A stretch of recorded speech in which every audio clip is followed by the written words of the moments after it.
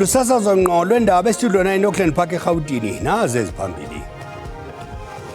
Our soldiers are not there to maintain peace. They are engaged in a direct combat, fighting against the highly armed and strategically superior M23 rebels. 940. Amalungu eParlamente yaqhuba nokushukuxa intetho yesizwe eveke epheleyo kaMongameli Cyril Ramaphosa. An action plan was developed and submitted to the Public Protector's Office as directed. Zivele phambi kwekomiti yezoluleko eParlamente iziphathamandla zesebe lezoluleko mayelana nengxelo ngokuqhwesha kwesidlwengulo nombulalo uThabo Bester entolongweni ngoMeyi ka-2022. Xabisa ixesha ukuze nexesha lokuxabise njengesiqhelo ngeli xesha kwelijelo zindaba uxolo malibenani. Amalungu eParlamente aqhubile nokuxovula intetho kaMongameli Cyril Ramaphosa yobume besizwe. Amalungu eParlamente enyathele kwimiba efana nodushe lwase-DRC, urhwebelwano phakathi kweMelika noMzantsi Afrika, i-inshorensi yezempilo nokuthathwa komhlaba phakathi kweminye. Sakuphinde sibuyele kweli nqaku.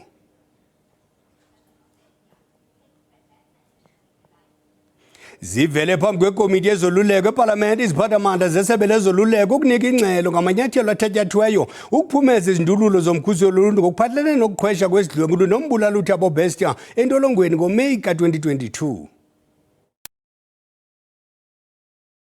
Dlwengu nombulalo uThabo Bester saduma kwihlabathi ebutsheni bonyaka 2023 emva kokuthi indikwe indaba zokuba lo mfo kwakusithiwa kwele mimoya kwisiyeleko sokuzicima igama ngokutsha ngomlilo enkolonkolozo elivalelweni ngoMeyi 2022 kwathi kanti uDlamazimbo onwabele ubomi bebhotolo nobumnandi nesinqanda mathe sakhe uGqirha Nandipha Magudumane. Umkhuseli woluntu ungikhala ukuziphatheni kwamagosa karhulumente wasiphanda esesiganeko waze weza nezindululo emazilandelo lisebe lezoluleko ukuthibaza iziganeko ezikumila kunje. Namhlanje amagosa phezulu enkonzo zoluleko anqathe kwisithebe sengxoxo echuba isikhwebe esazisa ikomiti yezoluleko ngesele kwenziwa ukuphumeza ezo zindululo zomkhuseli woluntu. An action plan was developed and submitted to the Public Protector's Office as directed. I'll start with number 1. What we needed to do was to develop an escape prevention strategy and guidelines. We took steps to evaluate and worked on the policies and the strategies. We were given a due date of the 31st of December 2024 to comply, which we have accordingly done so.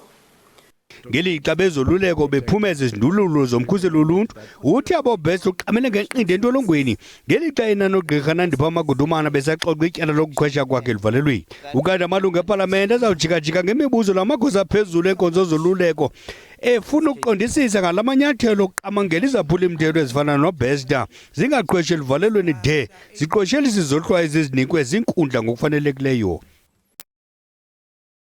Isaza nebhanka yeposi yelizibhengeze umhla we-28 kuFebruwari 2025 njengosuku lokugqibela lokuba abamkeli benkamnkam batshintsha amakhadi abo esasa golide betshintshela kumakhadi amatsha amnyama.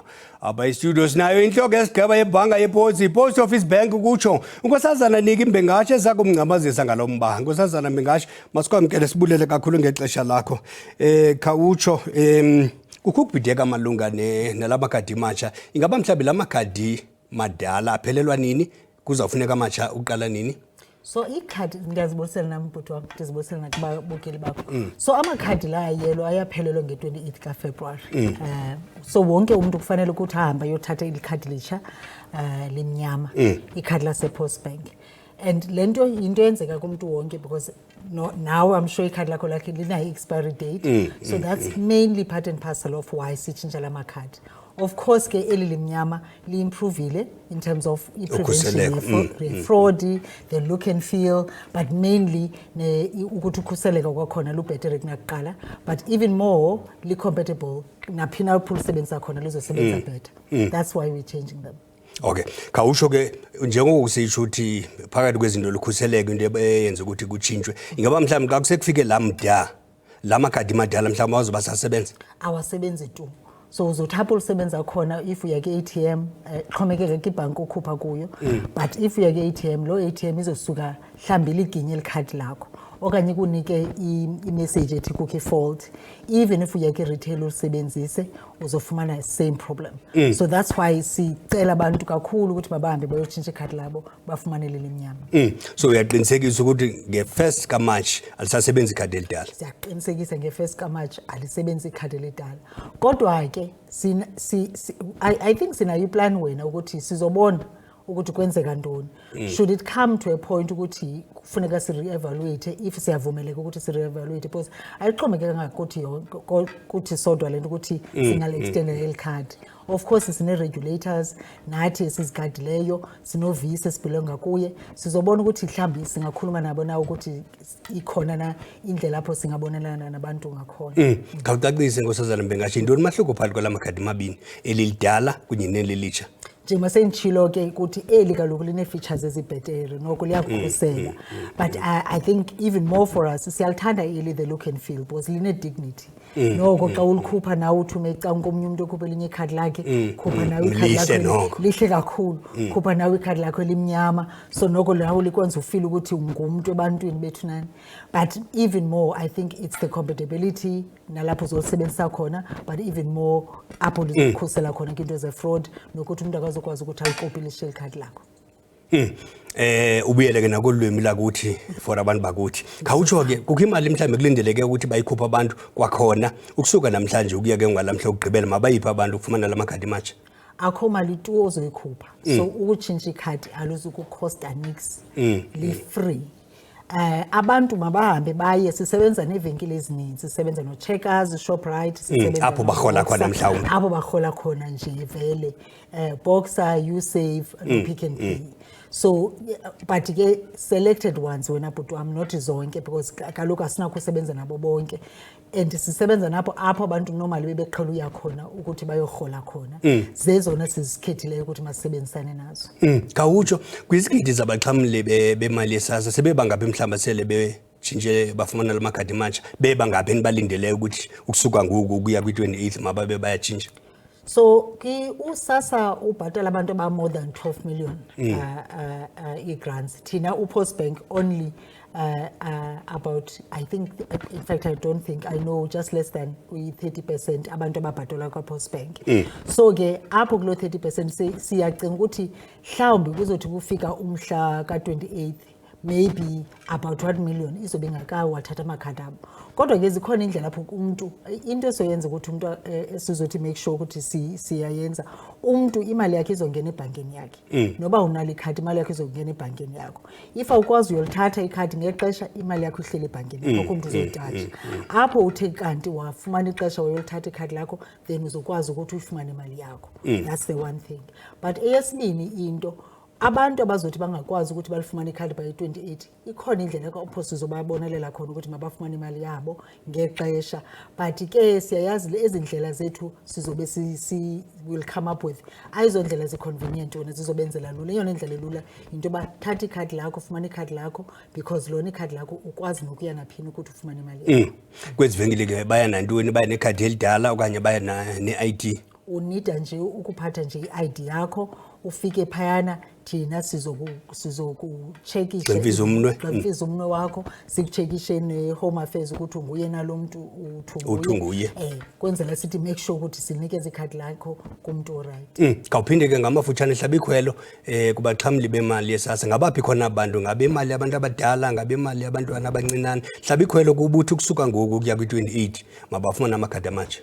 Siyabacela kakhulu abantu aba-affected ngalento ngabantu abafumana imali ye-old age, ngabantu abafumana i-disability, ngabantu abafumana eyoncedisa abantwana.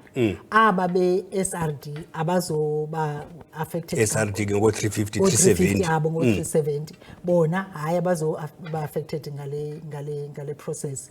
Ngabo abantu zezi group zi-3 apho kuzofuneka ukuthi ngabantu bazothatha ikhadi labo elitsha. So siyabacela kakhulu ukuthi bazothatha amakhadi abo amatsha angahlawulelwayo and abanika i-benefits ezi-right ukuthi umuntu xa esebenzisa ikhadi lakhe se-Postbank uyakwazi ukuthi ufumane imali yakho yonke xa usiya kwezivenkile esisebenziselana nazo. So siyabacela kakhulu bhuti wami ukuthi baze ngaphambili. Kwakhona sibamba kabili ngexesha lakho Nkosi kakhulu.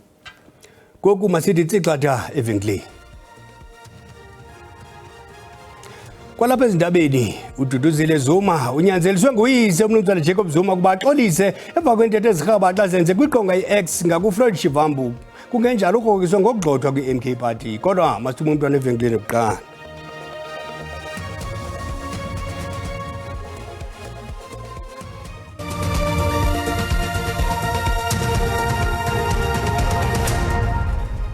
Sinamkela kwakhona kwindaba zethu sibuyele kwinqaku lokuqala sithe amalungu eParlamente aqhubile nokuxovula intetho kaMongameli Cyril Ramaphosa yobume besizwe. Amalungu eParlamente anyathele kwimiba efana nodushe lwase-DRC, urhwebelwano phakathi kweMelika noMzantsi Afrika, i-inshorensi yezempilo nokuthathwa komhlaba phakathi kweminye imiba. Umbhexesho yinhloko kwe-ANC eParlamente uMdumiseni Ntuli uyikhabele ngxoxo mpikiswano ngokumbulela umongameli uCyril Ramaphosa ngokunikela ngentetho ebinesihlahla kwiveki ephelileyo. Uthi kuhle ukubona ukuba urhulumente wobambiswano usamile nangona uninzi loluqikelela ukuba uzakuwa kungekudala. Madam Speaker, His Excellency President Cyril Ramaphosa in his first State of the Nation address following the formation of the Government of National Unity. I couldn't help but saw in my mind racing to the day in which this House debated his opening address to Parliament following the historic May 2024 national and provincial elections. On that day, some among us, particularly from the opposition parties of our Parliament, declared that it was just a matter of time before this government collapses. Some even went as far as predicting that within the 6 months there would be no government. Happily, we have lived to see this day. Inkokheli ye-MKP eParlamente uGqirha John Hlophe ithi kudala wanikezela ngezithembiso angazukuzifezekisa lo kaRamaphosa. During his tenure as President and Head of State, President Zuma never told lies.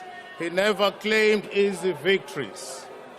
President Zuma prioritized the work on the ground and delivered the services to our people. Okhokela iqela i-DA uJohn Steenhuisen uthi isigqibo sokuba inxalenye karhulumente wobambiswano kukusindisa uqoqosho lweli kurhwaphilizo. 8 months ago, the Democratic Alliance entered the Government of National Unity for 2 reasons. First, to prevent the MK from getting their hands back on the levers of power, where they would be able to loot another 4.9 trillion rand of our GDP and plunge our country into another 9 wasted years. We want to make it very clear that we should not be confused with a generation of cowards who can be bullied by imperial forces and power-hungry individuals intoxicated by the wealth of apartheid. The United States of America has bullied nations before and imposed senseless and arbitrary sanctions and threatened wars. Honorable President, I agree with you. Municipalities must work. Basic services must be delivered and delivered efficiently. The ANC's Freedom Charter goes even further, saying, belongs to all who live in it, black and white. Now, Honourable Speaker, I want to put it very clearly that the Afrikaner is part of that diversity. And we want to build South Africa. Kulindeleke ukuba umongameli uCyril Ramaphosa aphendule kule ngxoxo mpikiswano ngolwesine wale veki. Umongameli weqala umkhonto wesizwe phakathi umnumzana Jacob Zuma uyalele uDuduzile Zuma sambudla kuba acele uxolo kulobhala jikelelo walombutho umnumzana Floyd Shivambu. Umnumzana Zuma uthe ukuba kalucela uxolo uZuma sambudla uza kugxothwa kulombutho. Kukulandela uthotho lwezenyeliso zikaDuduzile Zuma sambudla nebezijolise kuFloyd Shivambu kwikhasi lezonxibelelwano X. Le ntetho kaZuma sambudla ichazwe njengengamkelekanga edala yantlukwano erhuqisa eludakeni ekhubekisayo nto leyo ejongela phantsi umanyano, intlonipho kunye nokuziphatha kakuhle nezintsika zalombutho. Umbutho we-MKP ugxininisile ukuba akukho lungu nokuba likweliphi na izinga okanye isihlalo elinobungangamsha kunomgaqo-siseko walombutho. uZuma Sambudla ukwayalelwe ukuba angxengxeze azithobe kuwo onke amacandelo athatha inxaxheba kuwo nakulawo akhokhela kuwo, kuquka ipalamente yama-Afrika, i-Southern Caucus of the Pan-African Parliament. Kubekho uphazamiseka ngenxa yemingeni yezimali kwiveki yokuqala yonyaka mfundo kwiYunivesithi yaseMpuma Koloni yase-Fort Hare neWalter Sisulu. Nangona kunjalo sekuqaliwe nokufunda nokufundiswa kwanokholoji lo gama ewusuku sabhaliswa. iYunivesithi yakwaNokholeji ithi liqule yaligangatha ukuqhuba unyaka wemfundo.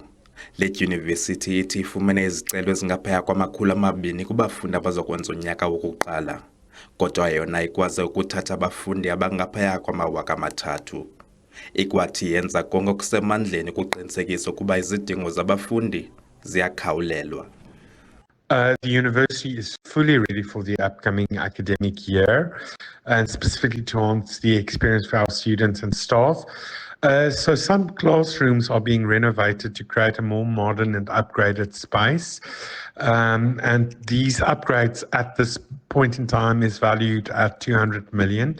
We do acknowledge that the upgrades may have caused some temporary disruptions, but they are absolutely critical for long-term improvement. Kusenjalo, abanye abafundi kweliziko mfundo bathi abakazifumana izibonelelo eziphuma kwiziko uNSFAS. Siyapatanisa, looking a better way, like we are going from one place to another, siyadibanisa ukutya, and at some point nale mali sizena from ebazalini asinayo yaphela. So at this point asinawo namathemba, silinde imali kaNSFAS, and ayidifike nayo imali kaNSFAS, and it's so unfortunate because lambe nyani. Sisigaba sabafundi sithethile ne-management that babanike abantwana imali zabo zokutya ngoba uNSFAS utshilo ukuthi ba isikolo. Namile Masango. uMasango inzalelwane yasemaphandleni kwaNongoma KwaZulu-Natal uswelekele eGauteng ngecawe emva kwengulo emfutshane. Ulishiyeli limakhadi ahlabayo zenkunzana nameve neminyaka engama-38 obudala. Umphakathi wakwaNongoma uthi uqemeke engeqiwantwala ngokudlula emhlabeni kukasosayensi wesifazane uSenamile Masango. uMasango wafunda amabanga aphansi lapha ngaphambi kokuba athole iziqu zobunjiniyela eNyuvesi yaseZululand. Ufunde wagogoda kulomkhakha waze waba usosayensi wokuqala onsundu emkhakheni wenuclear. Nasemazweni ke aphesheya ubambe iqhaza elimqoka ukusabalalisa ulwazi kulomkhakha wezesayensi. Umndeni wakhe uthi ubezithobile futhi ebekezela. Uyenza ngenkanaza aphumelele leyo nto, akanandaba ukuthi khona ubani. Akanandaba ukuthi ube kade emcabangelani lo. Ubenza into ayiphumelelisa ngendlela yakhe. Usamile ukuba patient uphelele entweni. Usamile ube umuntu ophikelelayo, uphikelelile ngoba akaqalanga kwabalula. 2016 washonelwa ingane yakhe but wafunda, uvela nje as a first African woman because wahinikela wafunda. Wafight ube umuntu efighter eyimisela eyinikela. Umphakathi wakwaNongoma uthi ube isibonelo esihle kule ndawo. Uyihambele lezokola kathinte izona omlokotho ubuya kubo ehamba ekhuthaza ukufunda kwezingane nokugqugquzela ukuthi impilo ayiye phambili ngakho ukufunda izingane zazi ukuthi kubalekile ukufunda. Ngaphasa ngobachelor, ephasa ngobachelor bengifuna ukuthi ngibe ummeli, kodwa yena ke empilweni nami iqhaza libambile ukuthi ubefuna ukungishintsha ukuthi ngenze ngingene emkhakheni kwezosayensi. uMasango udlula emhlabeni nje ubeselungiselela ukwenza iziqu zobudokotela ezifundweni ze-physics. I have to encourage women since we have few female scientists. So this is not a field for only men or race of color. I'm black, I'm female, and I was part of history. Ihhovisi likaMongameli lichaze uMasango njengowesifazane oqophe umlando. NginguSimphiwe Makhanya kwezindaba ze-SABC ngikwaNongoma. Kakade besikena kuphothula ngekasengo hayizango umzozi ngesizulu de kubelicelizayo uma kube Khosi Behele.